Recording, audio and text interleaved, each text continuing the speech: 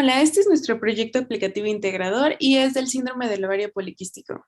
Este proyecto fue realizado por Diana Lorena Fernández, Valeria Bullosa y Diana Uribe.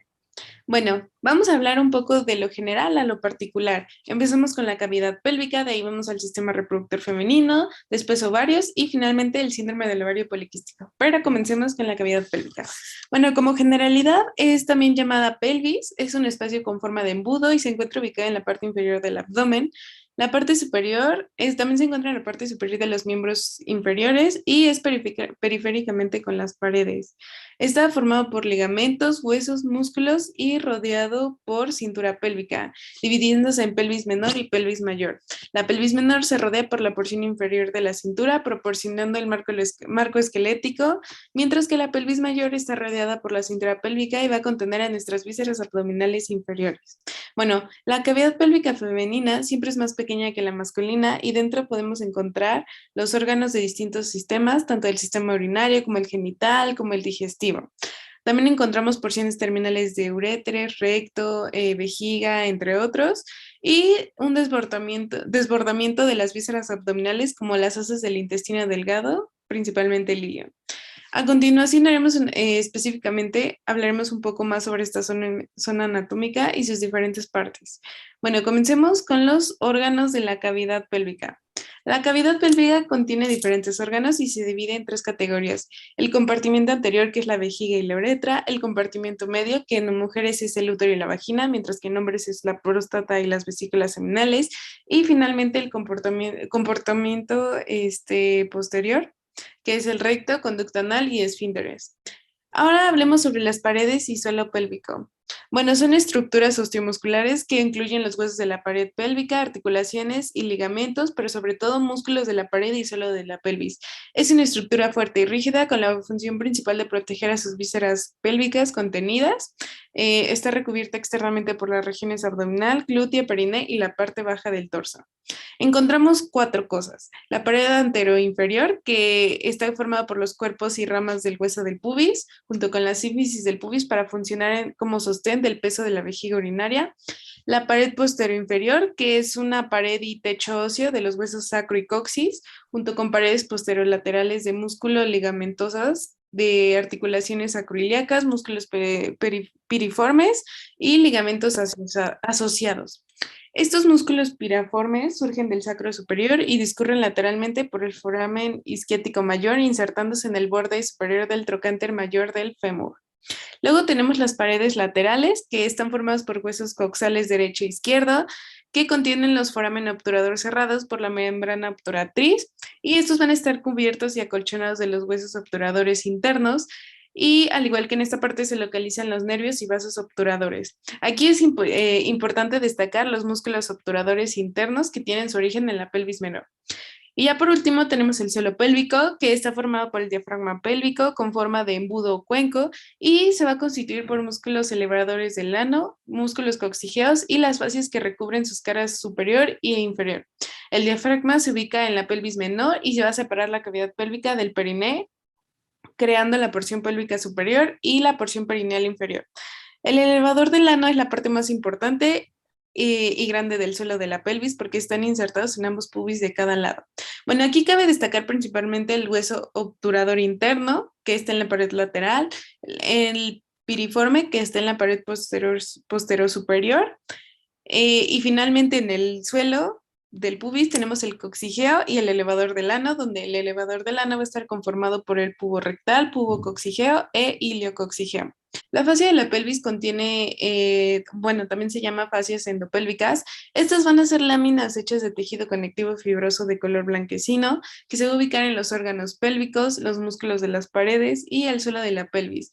Es una estructura que le da la continuación de la fascia endoabdominal con la función de actuar como una segunda piel de las paredes, órganos y bases pélvicas. Su inervación está conformada por el sistema nervioso autónomo, que a su vez es del simpático y parasimpático, de los ganglios del tronco simpático, los plexos periarteriales, los plexos hipogástricos y los nervios esplácnicos. Después tenemos el sistema aferente visceral, que está hecha de fibras aferentes viscerales que van a conducir sensaciones dolorosas desde las vísceras y las fibras aparentes que conducen impulsos dolorosos desde vísceras o porciones de vísceras. Después tenemos el sistema nervioso somático, donde se va a destacar el nervio pudendo porque es el responsable de las contracciones, control de micción, defecación y los orgasmos. Y ya por último de este tema tenemos la irrigación. ¿Por qué? Porque la vascularización de la cavidad pélvica tiene una bastante irrigación arterial con bastantes anastomosis entre sus arterias para proporcionar una gran circulación colateral. Sus estructuras vasculonerviosas están ubicadas extraperitonealmente en las paredes posterolaterales y sus nervios somáticos están adyacentes a las estructuras vasculares mediales. Finalmente, sus nódulos linfáticos pélvicos están principalmente agrupados alrededor de las venas, teniendo un drenaje linfático que corre paralelo al flujo nervioso. Venoso, perdón. Y de ahí, desde la cavidad pélvica hasta las paredes de la pelvis, primero encontraremos las arterias pélvicas, después venas pélvicas asociadas y ya para finalizar, los nervios somáticos de la pelvis. Ahora hablemos del sistema reproductor femenino. Bueno, el sistema reproductor femenino, como ya sabemos, se encuentra en la cavidad pélvica y los órganos reproductores internos de la mujer son la vagina, el útero, las trompas de falopio y los ovarios. La parte externa es denominada la vulva y las funciones del sistema reproductor femenino son la producción de óvulos y brindar las condiciones apropiadas para el desarrollo embrionario y el nacimiento. Primero tenemos la vulva. La vulva es la parte externa de los órganos genitales femeninos, formada por los labios mayores, menores, abertura vaginal, orificio uretral y el clítoris, y se ubica en la base de la...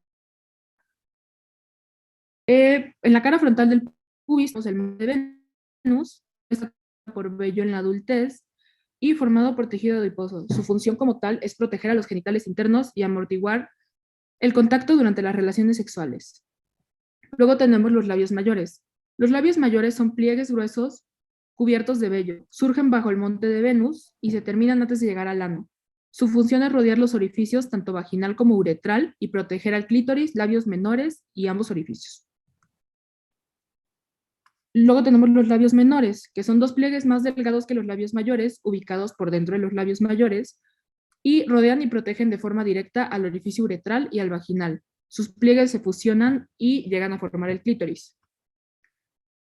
Tenemos ahora las glándulas de Bartolino o Bartolín. Estas se ubican a los lados de la abertura vaginal y sirven para lubricar la vagina. Estas glándulas pueden llegar a bloquearse y cuando esto pasa se acumulan fluidos y producen quistes. Ahora tenemos el clítoris. El clítoris es el equivalente del pene para las mujeres, pero es mucho más pequeño. Es la parte más sensible de los órganos sexuales femeninos y tiene aproximadamente 1 centímetro de longitud. Durante la estimulación sexual se erecta y aumenta su tamaño. El clítoris se subdivide en glande y el tronco. El glande tiene forma de botón y en él se encuentran las terminaciones nerviosas. Estas terminaciones pues ayudan a la mujer a alcanzar el orgasmo y a tener un mayor placer sexual. Y el glande es la parte más sensible del cuerpo femenino. Luego tenemos el tronco, que también es conocido como tallo. Consta de 2 cuerpos cavernosos, los cuales permanecen unidos hasta llegar al hueso púbico. Al final de los cuerpos cavernosos, el tronco se divide en 2 raíces o caminos, que son unas bandas finas de tejido eréctil que abarcan el tallo, los huesos que forman el pubis y rodean la vagina y la uretra hasta el inicio del recto y la vagina. Y tenemos los bulbos del vestíbulo. Los bulbos del vestíbulo son 2 masas compuestas por tejido eréctil. Tienen un largo aproximado de 3 centímetros y un ancho aproximado de 1 centímetro. Son masas alargadas cubiertas, una a cada lado del orificio vaginal, perdón. Están superiores a los labios menores y recubiertas por músculo bulbocavernoso. Se encuentran conectadas con el glande del clítoris mediante venas. Dichas venas se llenan de sangre y se agrandan durante la excitación sexual, ayudando también a estrechar el orificio vaginal y esto brinda un mayor placer durante el acto sexual. Ahora tenemos la vagina. La vagina es un tubo hueco muscular con elasticidad y una longitud aproximada de 10 centímetros. Aloja el pene durante las relaciones sexuales y se localiza anteroposterior a la vejiga, por delante y por encima del recto. En la vida temprana normalmente es bloqueada por una membrana. Esta membrana la conocemos como el himen. Y pues se rompe con el paso del tiempo, generalmente al inicio de la vida sexual. Ahora tenemos el útero. El útero también es conocido como matriz y tiene una forma de pera invertida. Es un órgano muscular hueco. El útero se encuentra por detrás de la vejiga y por delante del recto. Mide de 7 a 8 centímetros y alcanza el tamaño adulto aproximadamente a los 15 años. El útero se expande durante el embarazo, pero se reduce después de la menopausia. Su función principal es albergar y nutrir al feto durante el embarazo. Tiene una parte más angosta denominada cuello cervix y la cervix conecta directamente con la vaina y una parte más ancha denominada cuerpo. De los dos extremos superiores y posteriores del útero nacen las trompas de falopio. El útero finalmente está hecho de músculo liso. Ahora las trompas de falopio. También pueden ser llamadas trompas uterinas y son dos canales, los cuales miden aproximadamente 10 a 12 centímetros, 10 a 14 centímetros, perdón. Esas trompas se extienden desde los ovarios hasta el útero. Son las encargadas de recoger a los óvulos provenientes de los ovarios para finalmente llevarlos hasta el útero. Las trompas se subdividen en tres partes. El istmo, que es la parte más estrecha y por ella se une al útero, la ampolla, que es la parte más larga y también la más ancha, y el pabellón o infundíbulo, que es el extremo que tiene una forma parecida a la de un embudo y termina con fimbrias o proyecciones con forma de dedo y se mueven para atraer a los óvulos. Las paredes de las trompas de falopio cuentan con una pared de músculo liso que al momento de contraerse facilitan el desplazamiento del óvulo. Bueno, los ovarios son las gónadas femeninas, son pares y se ubican a ambos lados del útero al final de las tubas uterinas. Tienen el tamaño aproximado de una almendra y pesan entre 7 y 14 gramos. Y se encuentran suspendidos por el mesovario, que es una división del ligamento ancho del útero. El ovario consta de tres partes, la corteza, médula e hilio. El hilio está altamente irrigado y contiene las principales células productoras de andrógenos. El ovario consta de una capa superficial de epitelio, la cual se va cicatrizando conforme se desprenden los ovocitos en cada ciclo menstrual con el movimiento de los folículos ováricos. Las funciones principales son la producción de hormonas y la ovogénesis. La ovogénesis, como ya dijimos antes, es el proceso en el cual se producen los gametos femeninos y las principales hormonas producidas son el estrógeno y la progesterona. Estas ayudan al balance hormonal del organismo. Los ovarios se conforman por dos extremidades, la tubárica y la uterina. La extremidad uterina se localiza apuntando hacia el útero y las fimbrias de las tubas uterinas recubren a la extremidad tubárica. Los ovarios se mantienen suspendidos a través de tres ligamentos. El suspensorio que conecta el extremo distal del ovario con la pelvis y contiene los nervios que inervan a los ovarios y la arteria y vena ovárica. El mesovario que une el ligamento ancho con el ovario y transporta nervios, y el propio del ovario que conecta el ovario al útero por debajo de la tuba uterina, y a diferencia de los otros dos ligamentos, este no transporta nervios. Una estructura importante es el hilio del ovario o red ovárica, que es una estructura que se caracteriza por contener vasos sanguíneos y nervios que llegan hacia los ovarios. Los ovarios cuentan con tres importantes estructuras llamadas corteza, médula y cuerpo lúteo, y la corteza se forma por pequeñas estructuras que ayudan en la maduración de los ovocitos llamados folículos. Y existen de tres tipos de acuerdo a su tamaño, que son primordiales, en crecimiento, y graf o maduros. Estos maduros son los que expulsan al óvulo. Bueno, la médula, como su nombre lo indica, está localizada en el centro del ovario y está compuesta de tejido conectivo laxo. En la médula se adjuntan la inervación y la irrigación de los ovarios. Y por último, en el cuerpo lúteo es una glándula que produce progesterona. Y en caso de no haber embarazo, el cuerpo lúteo forma el cuerpo albicans, que es tejido cicatrizado. Los ovarios están inervados por nervios que derivan del plexo ovárico, que a su vez derivan de los nervios esplénicos. También se encuentra inervado por el nervio vago y el nervio ovárico superior. La irrigación de los ovarios se da por ramificaciones de la arteria abdominal. Estas ramificaciones son las arterias ováricas. Estas arterias entran por el hilio del ovario a través del ligamento suspensorio y a partir de ahí irrigan el resto del ovario y a la tuba. El drenaje es proporcionado por el plexo pampiniforme, que es una estructura conformada por las venas ováricas superior e inferior y por las venas tubáricas. Y bueno, la patología de la que vamos a hablar va a ser el síndrome del ovario poliquístico, y este es una endocrinopatía común, que de hecho es la más común en mujeres en edad reproductiva, caracterizada por la falta de ovulación o la irregularidad de esta. Las personas afectadas por el síndrome deben presentar dos de estos tres criterios, que son irregularidades en la ovulación o la falta total de esta, hiperandrogenismo y ovarios poliquísticos que fueron examinados por sonografías. Y bueno, se desconoce la causa exacta del síndrome, pero se tiene la creencia de que es causado por factores genéticos, ya que es común encontrar varios casos dentro de una sola familia. Una de las causas patofisiológicas son la producción de gonadotropinas, y la ovulación en mujeres que padecen del síndrome es caracterizada por una inapropiada secreción de gonadotropinas. Alteraciones en la hormona liberadora de gonadotropinas conllevan con la preferencia por la producción de la hormona luteinizante comparada con la folículo estimulante. Actualmente se desconoce si la disfunción por parte del hipotálamo es una causa primaria del síndrome, pero se ha observado el aumento de la hormona luteinizante en más de la mitad de las personas afectadas. Otra causa patofisiológica puede ser la resistencia a la insulina, ya que las personas afectadas por el síndrome muestran niveles altos de insulina y por consiguiente se llega a desarrollar resistencia. Las consecuencias de la resistencia pueden ser diabetes tipo 2, hipertensión, displemia, que es la formación de cúmulos de grasa en codos, rodillas y manos, enfermedades cardiovasculares, obesidad y otros padecimientos provocados por resistencia a la insulina.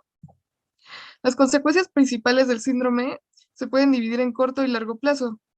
Las consecuencias a corto plazo son menstruaciones irregulares, acné, alopecia, que es calvicie, pérdida del cabello, infertilidad, obesidad, alteraciones metabólicas, intolerancia a la glucosa, aumento normal de la grasa corporal, hirsutismo, que es el crecimiento de vello corporal en mujeres, pero en patrones presentados en hombres, como por ejemplo en barba, bigote, en el pecho, en las axilas.